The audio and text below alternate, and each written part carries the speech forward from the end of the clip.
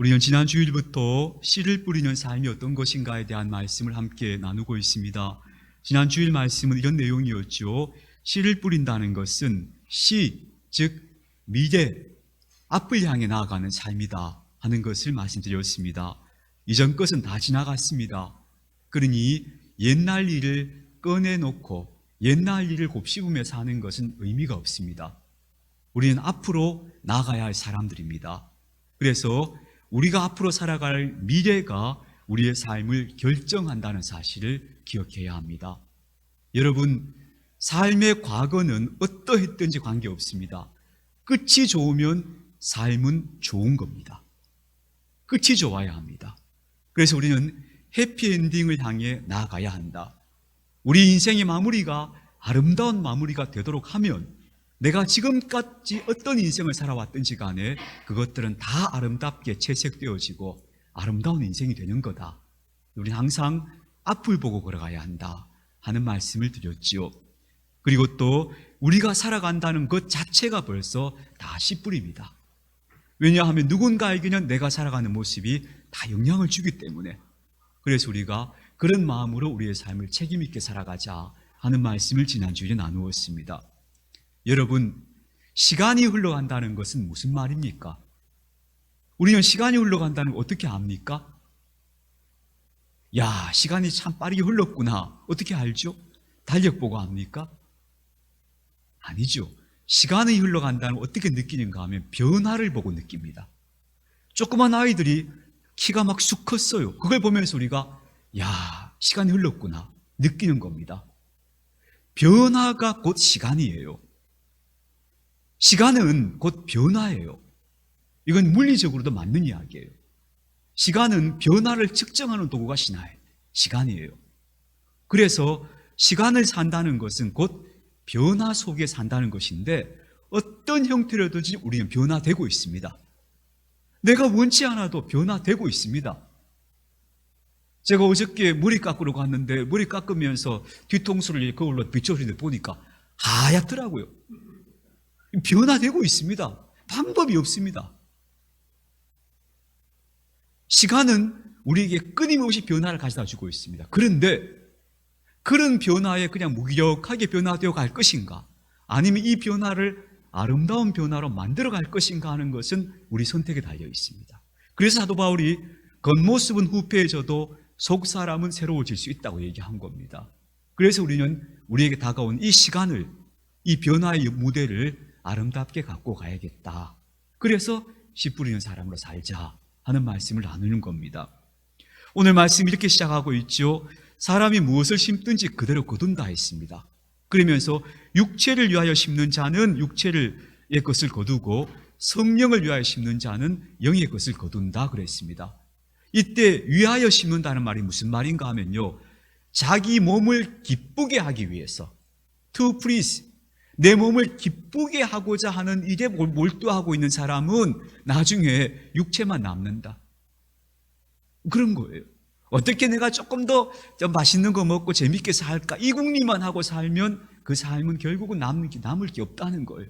그런데 성령을 기쁘게 하기 위해서 살면, 그러면 그 사람은 영적인 것을 거둘 것이다. 영적인 거라면 변하지 않는 정말로 귀한 것을 거두게 될 거라는 겁니다. 그러니까 우리가 뭘 심어야 할 것인가에 대해 얘기할 건데요. 요거 영을 위해 심는다는 게 뭐냐 하는 건 제가 다음 주에 말씀드릴게요. 오늘 일단 요 부분 넘어가고, 어쨌든 우리가 사는 삶은 뭔가를 심는 삶이다. 그런데 문제는 오늘 말씀드리고 싶은 건 이런 겁니다. 뒤에 이어지는 말씀이죠. 선을 행하되 낙심하지 말라, 그렇게 이야기해요. 열심히 내가 성령을 기쁘게 해드리기 위해서, 선을 행하기 위해서 열심을 다해서 하려고 마음 딱 먹었어요. 내가 올 한 해는 그렇게 한번 살아볼 거야. 내가 선한 선택을 하고 또 내 삶을 통해 복음을 전하고 내가 그렇게 하면 한번 아름답게 한번 살아볼 거야. 결심을 딱 했어요.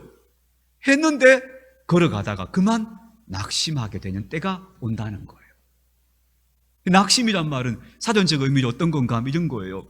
하던 일이 바라던 대로 되지 않아서 마음이 상하는 거. 내가 바라던 대로 일이 되지 않아서 마음이 상하는 걸 낙심이라고 한대요. 자, 여기서 우리가 잘 주목해서 볼 게 있어요. 왜 낙심하느냐? 왜 마음이 상하느냐? 내가 바라던 대로 안 돼서 그런 거예요. 그러면 낙심하는 거예요, 사람이. 그러면 오늘 선을 행하되 낙심하지 말라 했으니까 낙심 안 하려면 어떻게 해야 되느냐? 어떻게 꾸준히 씨 뿌리는 사람으로 선한 발걸음을 일관되게 살아갈 수 있느냐? 낙심 안 해야 되는데 낙심 안 하려면 어떻게 해야 되느냐? 바로 내가 도대체 뭘 바라고 있었을까 하는 것을 생각해 보는 겁니다. 내가 어떤 선한 일을 하고자 하는데 나는 도대체 무슨 기대를 가지고 그 일을 하고 있었을까? 마음이 딱 낙심되려고 할 때 그때 그걸 생각해 보는 거예요. 내가 도대체 뭘 기대했을까? 한번 생각해 보는 거예요. 내가 뭘 바랐길래 왜 바라던 대로 안 되어서 내가 이렇게 속이 상한 걸까 하는 걸 돌아보는 것. 이거 굉장히 중요한 지점이에요. 여러분 앞으로도 걸어가시다가 속상할 때마다 도대체 내가 뭘 기대했지? 내가 뭘 원했었지? 왜 내가 속이 상했을까? 뭐가 지금 바라던 대로 안 돼 속상하는 거잖아요. 왜 속이 상했을까? 이걸 되돌아보는 것은 굉장히 지혜로운 태도입니다. 이걸 요즘 흔히 많이 쓰는 말로 메타인지라고 불러요. 자기 생각 속에 푹 빠져 있는 게 아니고 내가 도대체 무슨 생각을 했을까 하고 자기를 비판적으로 객관적으로 보는 거예요. 그게 지혜예요, 지혜. 그걸 볼 수 있는 사람이 지혜롭다고 말하는 거예요. 그래서 어른이 된다는 것은 성숙한 사람이 된다는 건 이 메타인지, 자기를 객관적으로 보는 이게 발달한다는 거거든요. 이건 꾸준히 우리가 해야 될 일이에요. 내가 뭘 기대했을까 하는 걸 돌아봐야 되는 거예요. 보통 사람들이 뭔가 선악 열심을 품고 뜻을 세우고 하다가 낙심하는 이유는 뭘 기대했는가 하면요, 저는 보통 이런 걸 기대하지 않나 싶어요. 반응을 기대했던 거예요. 반응. 내가 이렇게 하면 상대방도 바뀌겠지 하는 반응. 아, 그래, 내가 오늘부터 잘해볼 거야.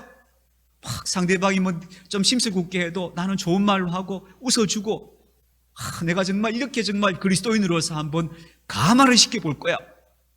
시작했어요. 하루 그렇게 맘먹고 했어요. 이틀도 했어요. 한 3일째 했어요. 나는 꾹 참고 견디고 하는데 도대체 이 인간이 바뀌지 않는 거예요. 내가 이렇게 애쓰고 있는 걸 모르는 것 같아요, 이 사람은. 그럼 그때부터 화가 씩 나기 시작하죠. 내가 이만큼 했으면 지도 뭔가 조금 달라지고 반응하는 게 있어야 될 건데 반응이 없는 거예요. 그게 바로 우리가 기대했던 거예요. 나는 내가 요만큼 하면 다른 사람들도 거기에 맞춰서 어떤 반응이 있을 거라고 기대하고 있었던 거예요. 근데 반응 없죠. 그럼 그때 낙심이 딱 되는 거예요. 에라 모르겠다. 내가 말을 이렇게 했으노? 이런 생각이 딱 찾아오는 거죠. 그게 낙심이에요. 또 어떤 경우에 낙심이 됩니까? 이런 거예요. 대가를 기대하는 거예요. 은근히 대가 기대하는 마음이요, 우리 안에 다 있어요. 제 안에도 있어요. 제가 어떤 마음이 있는가 아세요? 한때 이런 마음 많았어요. 그래, 내가 내 나름대로 양심껏 나는 목사로서 이렇게 살아가고 있으니까 하나님께서 알면, 하나님 살아계시면 뭔가 나한테 선물을 줘야지. 내 나름대로 이렇게 열심히 하는데 하나님께서 당신이 진짜 살아계시면 나한테 좋은 거 줘야지. 이 대가 기대하는 마음이에요. 근데 없어요, 그 대가가. 내가 이렇게 하는데 왜 하나님은 가만히 보고 있지? 이렇게 생각하면 어느 날부터 내가 예수 믿어 뭐하나? 이런 생각이 쑥 찾아와요. 이런 사람들 되게 많아요. 아이고, 내가 예배당에 가서 오늘부터 예배당 가서 하나님 믿고 한번 살아봐야지 했는데 예배당 가도 별로 달라지는 게 없어요. 내 마음도 안 달라지고 환경도 안 달라지고 뭐가 바뀌는 게 없는 거예요. 예배당을 가기 시작해서 그때부터 뭐 술술 풀려야 되는데 없는 거예요. 대가를 기대하고 있었던 거예요. 근데 그 대가가 오나요? 그러면 마음이 탁 상해버리고 낙심하는 거죠. 보통 그렇죠. 또 이런 경우도 있겠죠. 그래, 내가 고생은 한다. 고생하면 고생은 하겠는데 보람은 있어야지. 내가 고생은 참을 만한데 고생 끝에 보람이라도 있어야지. 그래야 내가 뭐 할만한 거 아닌가 라고 생각할 수도 있죠. 내가 참고 견디고 복음의 증인으로 살고 내가 또 직장에서나 어디서든지 섬기는 사람으로 살아야지 마음 먹고 있었어요. 그거 힘들어요. 힘들고 참고 해요. 하는데 하다가 그래도 보람이라도 있어야지. 뭐 대가가 없어도 좋아. 뭐 사람들 안 바뀌어도 좋아. 그래도 뭔가 보람이라도 내한테 있어야지. 그게 없는 거예요. 그럼 그때만 힘이 쫙 빠지면서 아유 이거 뭐 하는 짓일까? 그 마음이 찾아오면 그게 바로 낙심인 거죠. 근데 여러분 이 낙심을 그래서 한마디로 말하자면 이런 거죠. 열매를 기대하는 마음이에요. 그게 다른 사람들의 반응이든지 하나님 주신 대가이든지 아니면 고생 끝에 보는 보람이든지 간에 뭐든지 간에 열매를 기대하는 마음이 우리 안에 딱 있는 거죠. 근데 내가 열매를 보고 싶은데 그 열매가 안 보이니까 낙심하게 되는 것이죠. 아무리 애써도 상대방은 변하지 않는 것 같고 내가 예수님 열심히 믿고 살아보려고 했는데도 인생이 별로 풀리는 게 없는 것 같고 또 나는 지지리 고생만 하고 있는데 계속 빈손으로 남아있는 것 같은 거예요. 그때 그만 우리 마음이 낙심될 수가 있겠죠. 그래서 낙심은 왜 찾아오는가? 기대하는 마음이 있었기 때문에 내가 바라는 것이 있었는데 그게 뜻대로 안 됐을 때 낙심이 온다. 우리는 그걸 뭐라 부르는가 하면 열매라고 부른다. 씨 뿌리는 사람이 열매를 쳐다보고 있으면 언젠간 낙심한다. 그게 오늘 사도 바울이 우리에게 전해주는 이야기인 것 같습니다.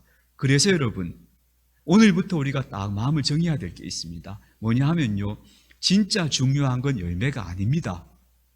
열매가 아니에요. 열매가 중요한 게 아니에요. 마태복음 25장에서 예수님께서 이러시잖아요. 세 종을 불러서 주인이 달란트 나눠주고 갔다는 얘기 하시잖아요. 한 종은 5달란트, 한 종은 2달란트, 한 종은 1달란트였어요. 근데 거기 보면 재밌어요. 각각 재능을 따라 달란트를 줬다 그래요. 그러니까 능력이 많은 사람한테 많이 준 거예요.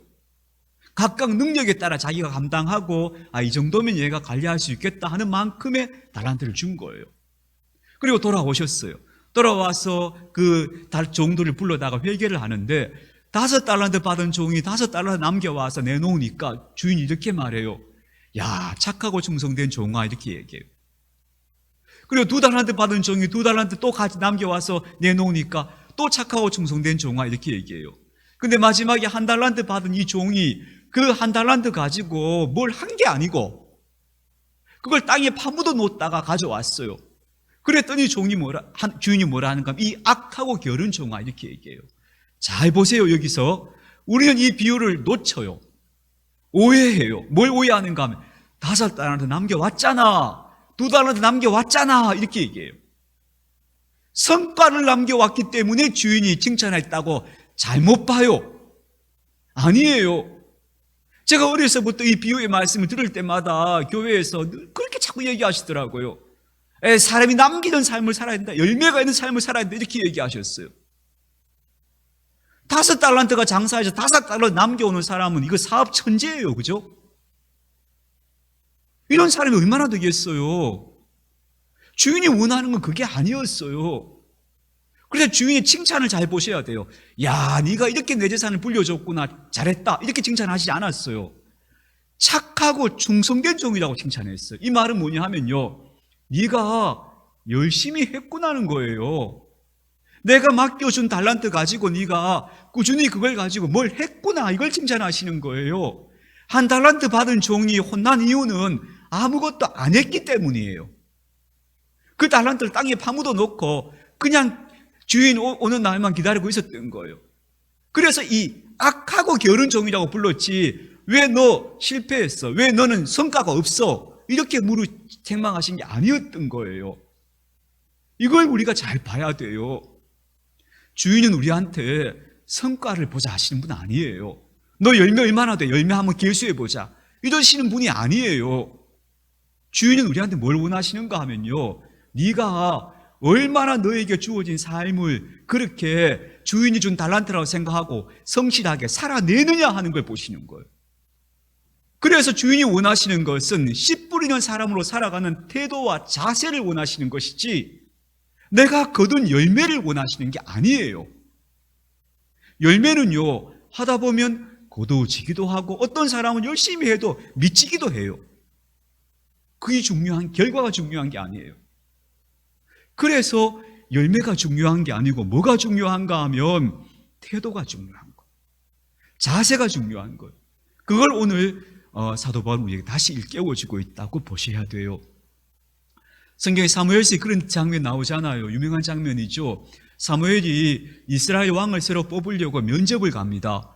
이새라는 사람, 베들레헴에 사는 이새라는 사람 집에 가서 면접을 보죠. 그 집 아들들을 면접 봅니다. 이 중에 누가 하나님 세우실 왕이 있나, 하나님 가라 하시니까 가서 딱 면접 보는데 큰아들 엘리압이 나오는데 잘생겼습니다. 그래서 이새의 생각에 딱, 사무엘 생각에 딱, 얘구나 싶었어요. 근데 하나님이 얘 아니야 그러시는 거예요. 패스 그러시는 거예요. 둘째가 나와요. 얘도 잘생겼어요. 그럼 얘인가? 얘도 아니야 그러시는 거예요. 다 지나갔어요. 다 지나가도 없대요 아들이. 아들이 다예요 했더니 아니요 막내가 하나 있는데요 걔는요 아직 어리고 쓸모가 없어서 저 양치라고 들에 밖에 보내놨어요. 걔 데려와 보세요. 걔가 오는데 아직도 걔는 어린 꼬마예요. 근데 하나님께서 얘다, 얘한테 기름 부어라 하시는 거예요. 그러면서 하나님이 하시는 그 들려주신 말씀이 있었죠. 너는 사람은 외모 보지만 나는 외모를 안 본다. 나는 중심을 본다 이러셨어요. 여러분 이 말씀의 의미를 잘 생각하셔야 돼요. 하나님과 우리는 보는 기준이 달라요. 우리는 성과를 보잖아요.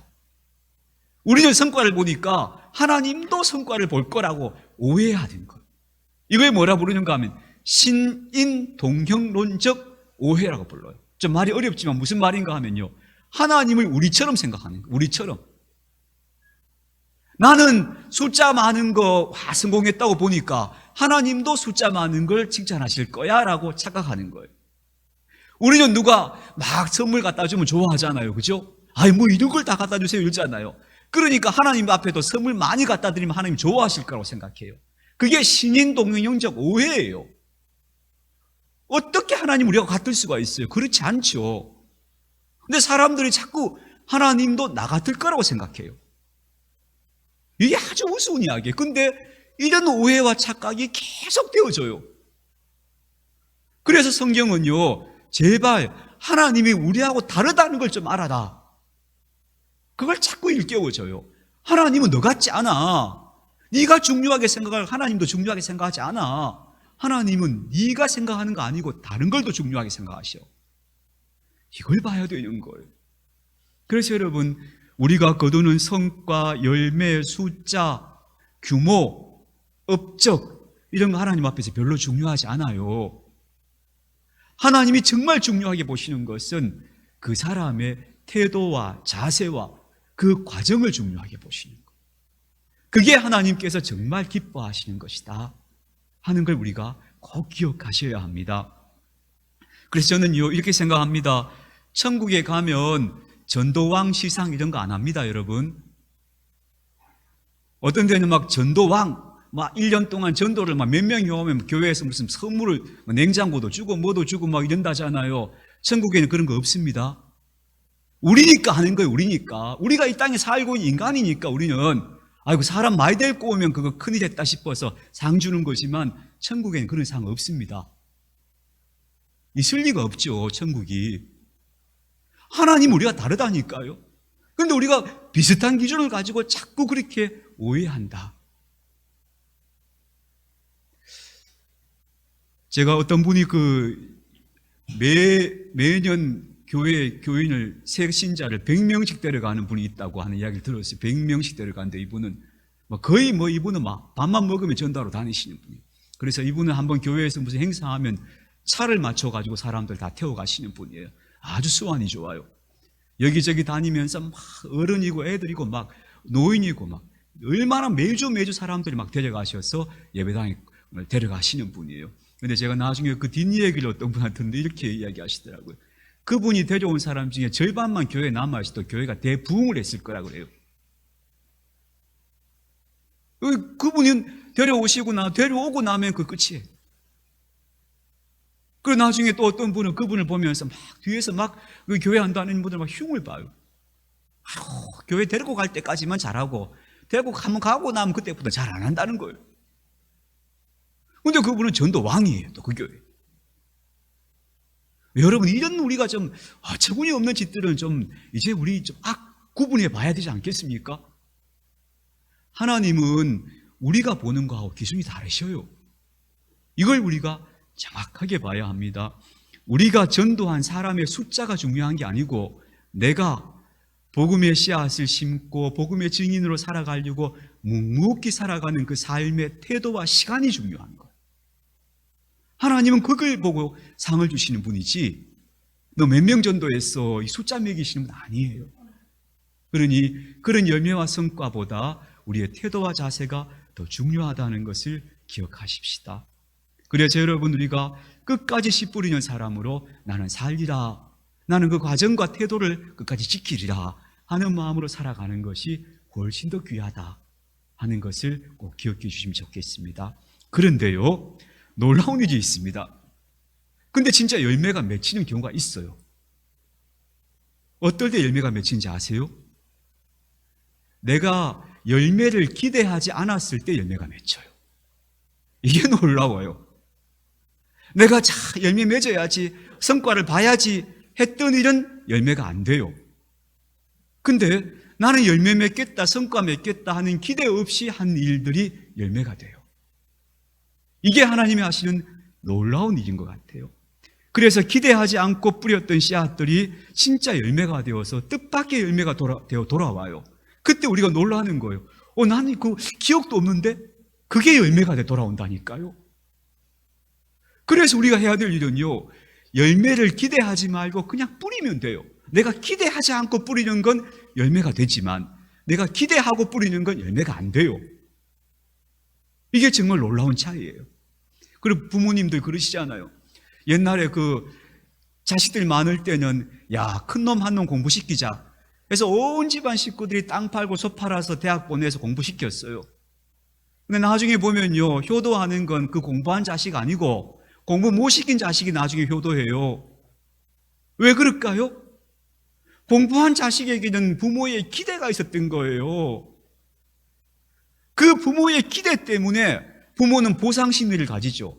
내 이만큼 공부시켰으니까 너 부모한테 효도하고 너 동생들 책임져.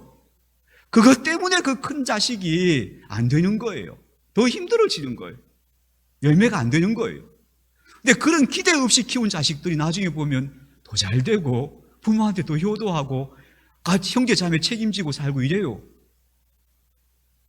기대한 건 열매가 안 돼요. 기대하지 않은 게 열매가 돼요.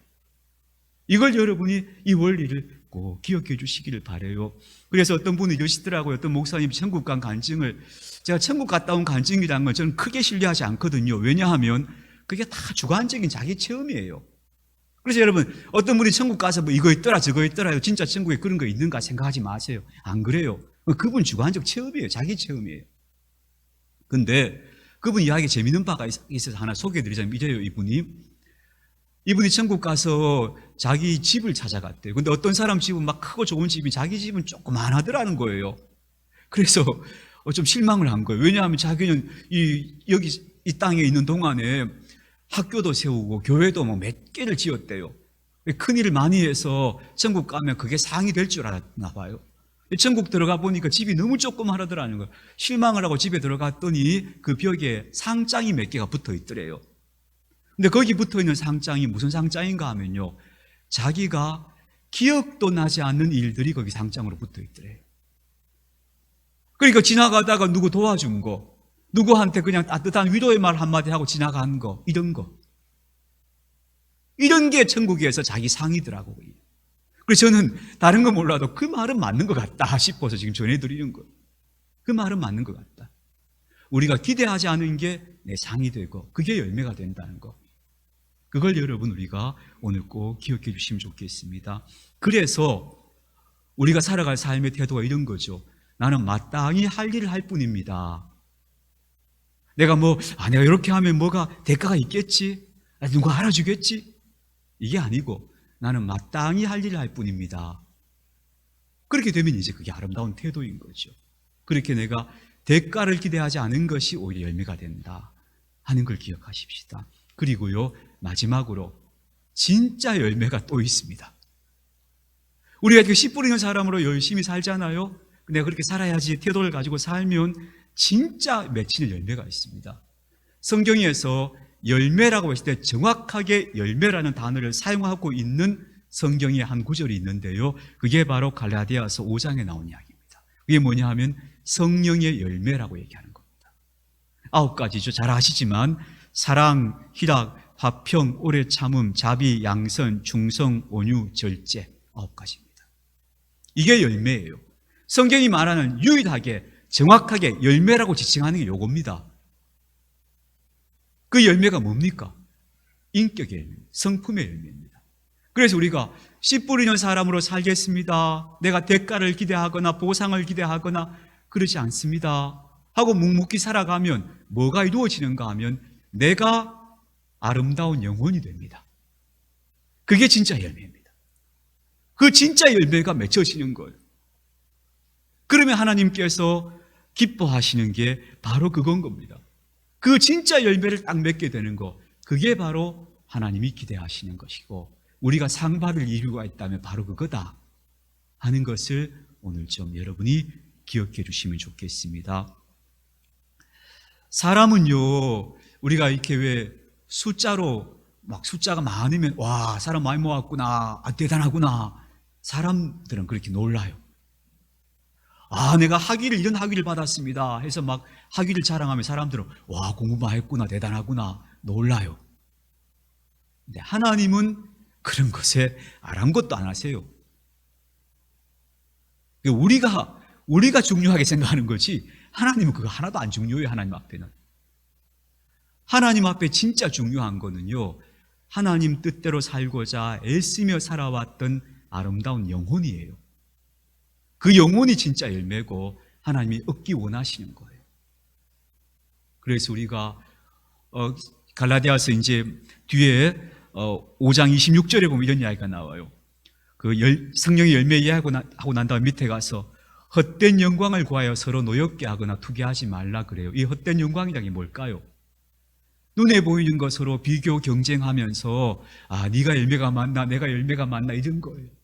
이런 거 하면 그게 뭐냐 하면 서로 시기하고 투기하고 노엽게 하는 일이 되는 거예요. 그런 헛된 일 그만하고 진짜 하나님이 기뻐하시는 성령의 열매를 맺어라, 그 말씀하시는 거예요. 물리학의 세계에서 재미있는 이야기가 있어요. 어떤 이야기가 있는가 하면요, 관찰자 효과라는 말이 있어요. 제가 이게 이제 입자 물리학, 아주 미세한 물리학에서 나오는 이론인데 제가 이걸 이렇게 갖다가 적용시키면 물리학을 아시는 분들은 목사님 뭐 저런 이야기를 하시나 싶을지 모르지만 저는 이게 의미가 있을 것 같아서 말씀드리고 싶어요. 관찰자 효과가 뭐냐 하면요, 예를 들어서 빛이 비치잖아요. 그 빛을 자세히 분석해보면, 관찰해보면 빛은 입자예요. 알맹이에요. 알맹이. 모래알 같은 알맹이들이, 무수한 알맹이들이, 그게 빛이에요. 놀랍죠? 관찰해보면 빛은 입자예요. 근데 관찰하지 않고 빛이 활동하는 그 결과를 보고 나면 빛이 뭘로 보이는가 하면 파동으로 나타나요. 파동이랑 물결 치는 것처럼 그냥 쑥 움직이는 거예요. 이상하다. 눈을 뜨고 자세히 관찰하면 빛은 알맹이인데 관찰 안 하면 이게 입자, 파동이 돼서 나타나요. 실제로 이게 물리적 세계에서 일어나는 일이에요. 그래서 이렇게 말해요. 관찰하면 달라진다. 관찰하면 결과가 달라져요. 관찰 안 하는 것하고 관찰하는 것 결과가 달라진다니까요. 실제 물리적 결과가. 그래서 이게 물리학이 굉장히 재밌는 건데요. 제가 이걸 영적으로 약간 제가 이렇게 해석해 볼게요. 내가 의도하면 결과가 달라져요. 의도하지 않으면 또 다른 결과가 나와요. 다시 말해서 대가나 보상이나 반응이나 이런 것들을 의도하고 하는 일들은 그렇게 하는 결과들하고 내가 아무 의도하지 않고 묵묵히 씨 뿌리겠습니다 하고 하는 결과들은 결과가 다르단 말이에요. 이 다른 결과가 나온다는 거예요. 그래서 의도한 것들은 어떤 열매를 맺는가 하면 열매를 맺은 것처럼 보여요. 근데 그 열매는 껍데기예요. 껍데기 열매를 맺죠. 그래서 사람들이 잠시 와 대단하다 박수 쳐주지만 지나고 나면 아무것도 아닌 열매가 맺혀요. 근데 내가 의도하지 않고 묵묵히 씨 뿌리는 사람으로 살려고 하면 그때 맺는 열매는 진짜 열매가 맺혀요. 그건 뭐냐 하면 내 영혼의 열매가 맺히는 거. 그리고 뜻밖의 열매가 맺히는 거예요. 기대하지 못했던 선물 같은 열매가 맺혀요.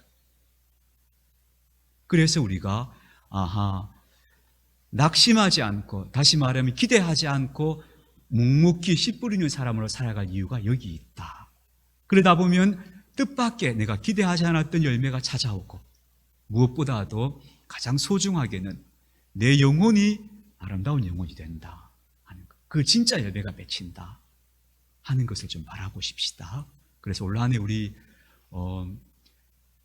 사람의 반응에 신경 쓰지 말고 나는 내가 하려고 했던 걸 그냥 하는 거예요.